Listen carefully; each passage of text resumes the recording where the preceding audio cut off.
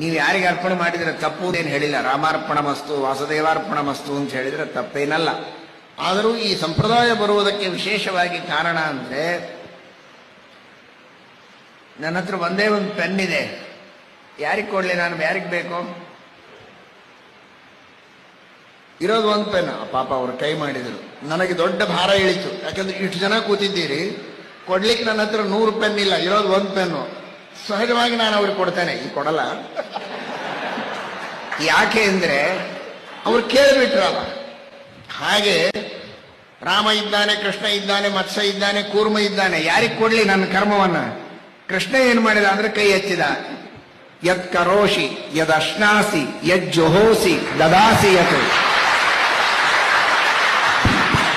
ಯತ್ ತಪಸ್ಯಸಿ ಕೌಂತೆಯ ತತ್ಕುರುಷ್ವ ಮದರ್ಪಣಂ. ನನಗೆ ಅರ್ಪಣೆ ಮಾಡುವುದು ಕೃಷ್ಣ ಹೇಳಿದ.